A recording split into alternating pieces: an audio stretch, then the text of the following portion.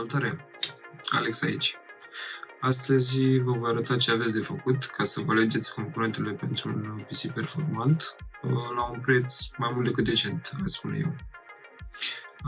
Vom începe prin a instala o extensie pentru browser. Aceasta funcționează pe toate browserele, deci puteți să vă alegeți pe oricare. Astăzi am ales Firefox, fiindcă asta folosesc. Vom începe prin a căuta pe Google sau pur și simplu putem să băgăm linkul direct, istoric prețuri.info. Așa, din câte vedeți, asta este un site făcut de românașii noștri, care include, aș spune eu, cam cele mai importante magazine din România, cele mai mari.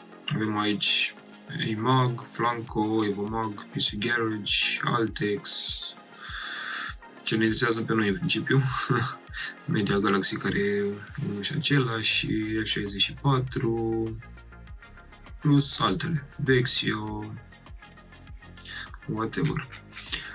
În principiu putem să luăm linkul unui produs, nu știu, să zicem că mergem pe EMAG și uite, hai să mergem la calculatoare, că asta ne interesează.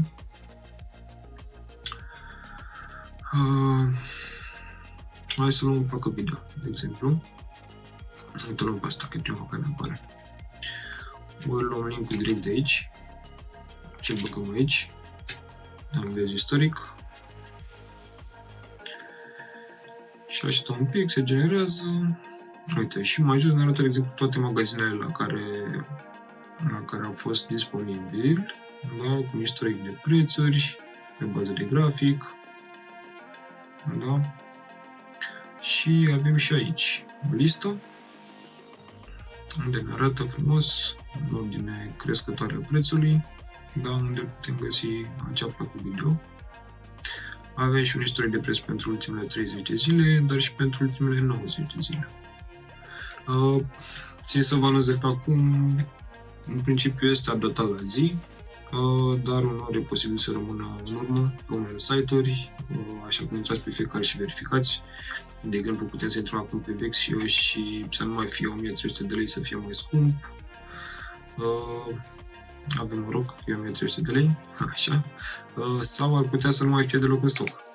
Deci trebuie verificat să nu ne culcăm pe urechea că încă este sau încă îl avem la același preț disponibil. Putem aici, de exemplu, să primim un mail, da? Să punem o notificare și atunci vom primi mail în funcție de modificările care se fac la prețul respectiv, dacă, nu știu, iese din stoc și nu mai e disponibil. Sau... sincer, nu mă încântă foarte, foarte mult interfața asta, așa că eu folosesc ca și extensie pentru browser. Asta este website-ul propriu-zis. Dar ca idee vreau să vă arăt încă un lucru. Aici, de exemplu, putem să băgăm și codul produsului. Ceea ce, sincer să fiu cu voi, vă recomand să o faceți mai mult decât să băgați linkul. Fiindcă este posibil, de exemplu, să găsiți același produs pe două site-uri diferite, unul dintre ele să fie cel corect, dar celălalt să aibă pozele de la produsul care ne interesează pe noi, dar de fapt să fie o altă serie. Am întâlnit chestia asta, de exemplu, la memoriile RAM. Când am găsit, nu știu, o memorie RAM Corsair de 6000 de MHz cu cele 36. Pe alt site era cele 40, era alt model, nu mai avea aceeași serie și din păcate pot apărea probleme. De exemplu, dacă acea memorie nu este trecută la producătorul plăcii de bază pe site, fiindcă dacă o să intrați pe site și o să dați pe placa voastră de bază, da, pe model, o să vedeți că vă recomandă anumite modele de plăcuțe de RAM. care sunt produse de anumiți vendori, cu anumite frecvențe, anumite latențe și în funcție de asta este recomandat ca să aveți compatibilitate deplină, să știți 100% că mergem parametrii care îi doriți voi, parametrii care până la urmă sunt dați de producător, de exemplu la 6000 de MHz, să nu mă oblige să rulez la, nu știu, 5400 de exemplu, fiindcă 6000 e instabil. Da? Ar trebui să urmăm ce spune producătorul pe cele bază. Și în cazul ăsta puteam, de exemplu, să comand acea plăcuță de RAM și să nu fie ceea ce trebuie. De asta intrați, de exemplu, pe, nu știu, Max sau unde vreți voi, da, unde găsiți, așa, și ne uităm unde vor trebui să fie un cod. Dacă îl găsim bine, dacă nu era e bine. O să căutăm în altă parte. Uite, hai să căutăm pe PC Garage. Dacă tot am vorbit de RAM, hai să căutăm la RAM. Uite, intrăm pe acest G-Skill și nu ne interesează codul ăsta de aici, ne interesează codul de producător, cel de aici. În unele cazuri o să găsiți și un alt cod, se numește EAN, puteți să-l folosiți și pe cel. Și luăm codul respectiv, îl băgăm aici, deja ne-a găsit ceva. Da. Avem 3 variante. Una și aceeași oricum, dar o luăm pe prima, de exemplu. Da, vedeți că avem acele specificații. Așa mai apare de mai multe ori câteodată, fiindcă sunt băgate sub o altă denumire pe site. Vedeți, asta e kid memory, asta e memorie, asta e G-Skill, da? Deci nu scrie la fel. Bun, și luăm pe prima. Și la prima vedem eu la fel toate magazinele pe care găsim. Uite, dacă cumpăram de pe PC Garage, plăteam 358 de lei. Da? Putem să luăm de pe 4IT la 321 de lei. Intrăm, verificăm, ia să vedem. Există la același preț, 313 lei. Deci chiar mai jos. Pe Elefant, ia să vedem dacă avem noroc. Nu, stoc epuizat. Da? Și era la prețul care era specificat aici. Și dacă aplicăm metoda asta la fiecare piesă în parte, o să ieșim foarte, foarte câștigați. Pe lângă chestia asta, ce putem să mai facem? Putem, de exemplu, să urmărim oferte de Black Friday. Sunt oferte foarte bune, de Cyber Monday, la fel, de Crăciun, de Paște. În principiu, în perioada asta, se fac foarte multe reduceri la SSD-uri, la hard discuri, la procesoarele AMD în special, probabil o să găsiți și la Intel, dar nu atât de substanțiale, la memoriile RAM și la surse. În principiu, chiar vă recomand la procesoare și surse să nu faceți rabat, mai ales la surse, și să așteptați perioadele respective ca să puteți să prindeți un discount cât mai bun.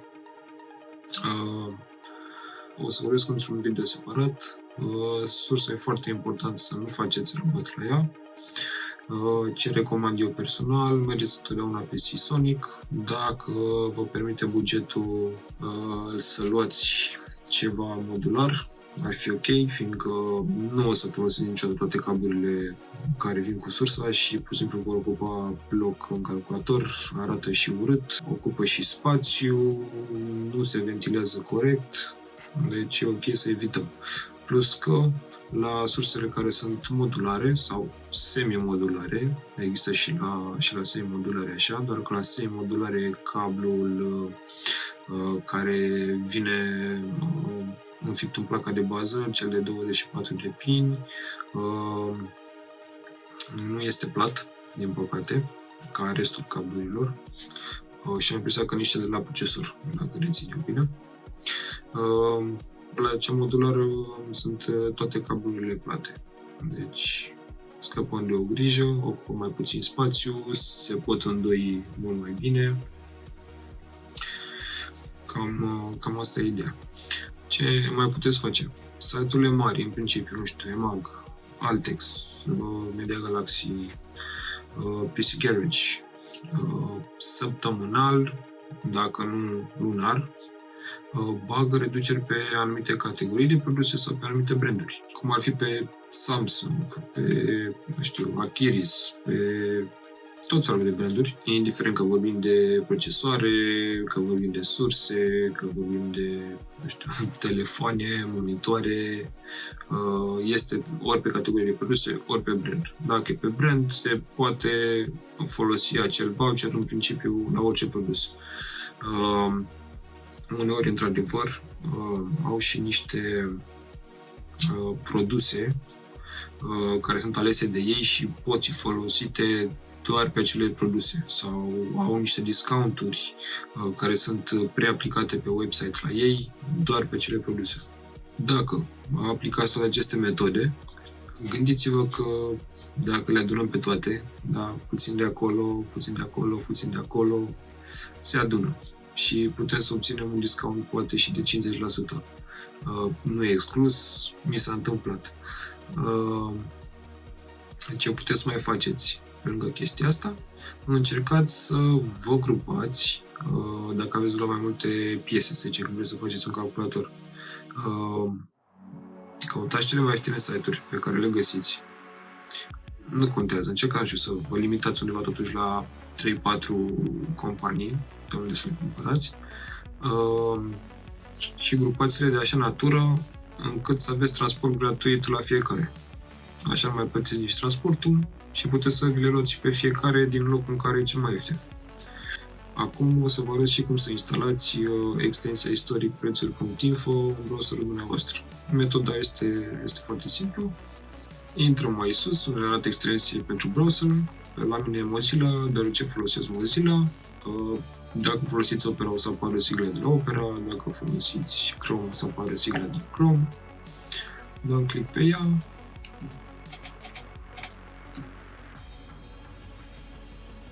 Da, am implementat extensia de browser, inclusiv pentru telefon, click pentru info, pentru știu ce. Ok. Descarc extensia, da, și avem Firefox, Chrome, Edge, Opera și dăm descarc pentru Firefox. Add to Firefox. Add. Ok. Putem să folosim aici în ferestre private dacă vrem. Putem să bifăm aici Allow this extension to run in private Windows. Putem să facem asta și după, nu trebuie neapărat să dăm acum. Ok, extensia a fost instalată. Și acum să mergem, de exemplu, pe Mac. Să luăm plăci video, iar la fel să luăm pe o placă video. Da, și uite, aici este extensia, în dreptul prețului. Ne spune că este mai ieftin pe 4 site-uri. Dacă ținem mouse-ul deasupra, ne arată și pe ce site-uri e mai ieftin. Vedeți pe Vexio 1299 de lei. Da? Dacă ținem mouse-ul deasupra, ne arată toate site-urile. Aici avem istoric. Da, și chiar mai frumos, mai rarefiat decât cele pe site, adică cel de aici. Arată mai frumos aici. Aici, dacă ești mai techie, te uiți la asta. Similare. Aici, la similare, de exemplu, ne poate arăta același model de placă video făcută de diversi producători, da, cu diverse soluții de răcire, sau, mă rog, arată și alte plăci complementare, nu neapărat aceeași placă. Uite, de exemplu, aici avem un 7700 XT, da, care nu are nicio treabă cu 6650, dar e cum ar veni apropiată ca și preț. Deci, dacă nu o găsim pe aceea putem să o luăm pe următoarea mai puternică, care e cel mai apropiat la preț de cea pe care vrem noi să o cumpărăm. Aici avem câteva reviews. Asta ar fi tot pentru astăzi. Dacă doriți să fac un video separat despre cum aleg eu piesele pentru o configurație de calculator, cum le comand, de unde le comand, lăsați-mi în comentarii și o să-l fac. Numai bine, ne auzim data viitoare.